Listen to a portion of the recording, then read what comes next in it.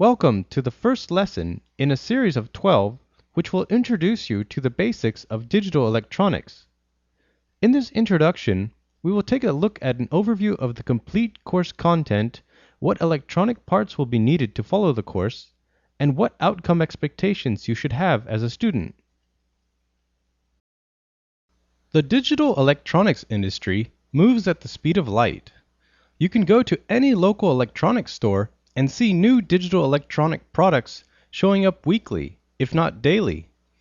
Similarly, digital electronic parts like processors and ASICs are getting smaller and more powerful every day.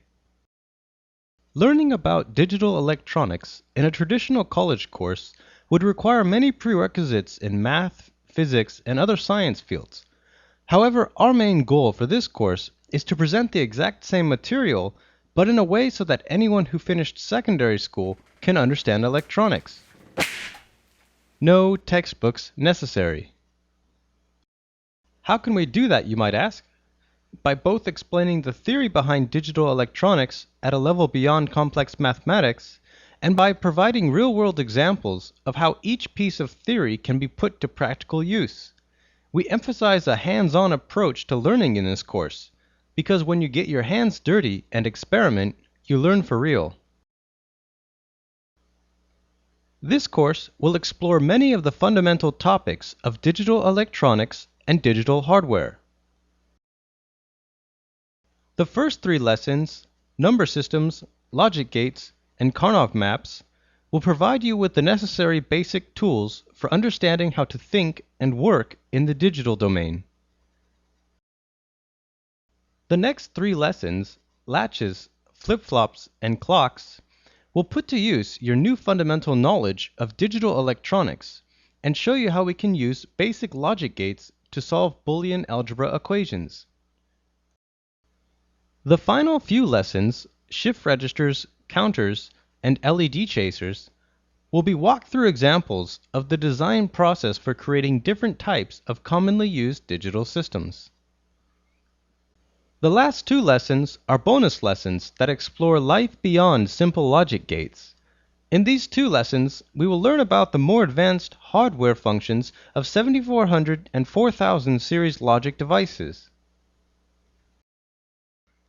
Each lesson will follow a common format.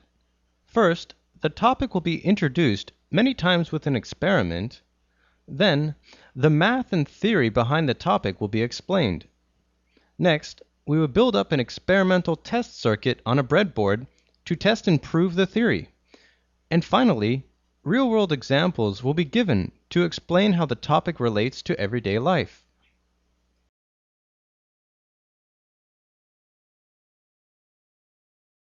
To follow along with this course, you will need some electronic parts, like the ones in front of you now.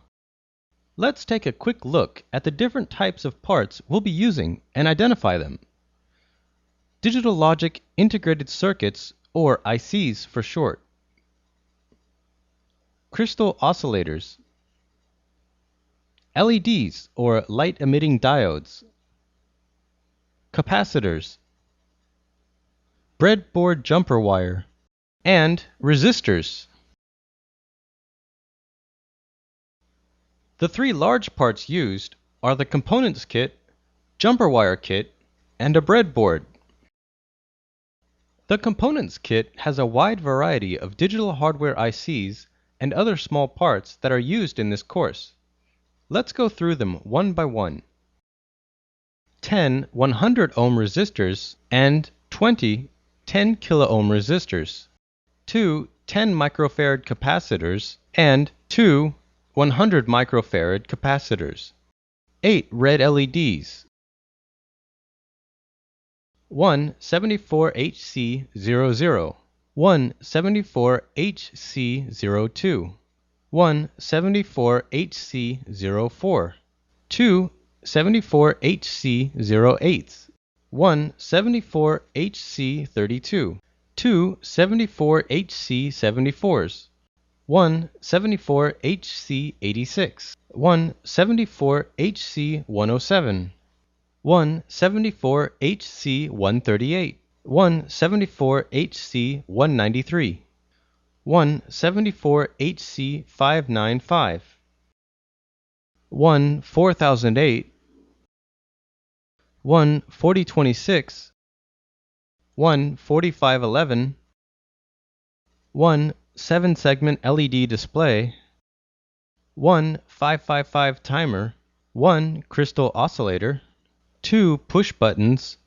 one 7805 voltage regulator, and one 9-volt battery connector. All of these parts were provided to us courtesy of Gadgetory.com, an online electronics shop. If you can't order parts online, don't worry. Any electronics store near your house should have a good number of these parts. Since we will be learning digital electronics, also called digital hardware, from a practical perspective, and not focusing solely on the theory, by the end of this course, you should expect to be able to design and build digital counters, LED chasers, shift registers, and more. From a theory perspective, you should expect to learn the digital logic fundamentals necessary for moving on to using more complex devices like microprocessors or programmed logic devices. And overall, you should feel less afraid of talking about logic gates, binary, or digital clocks and counters with other like-minded people.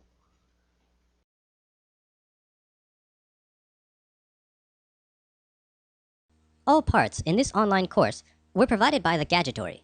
Visit them at gadgetory.com/PyroEDU. Thanks for watching this introduction. If you're ready, continue on to lesson number 2, Number Systems, to begin your journey into the world of digital electronics.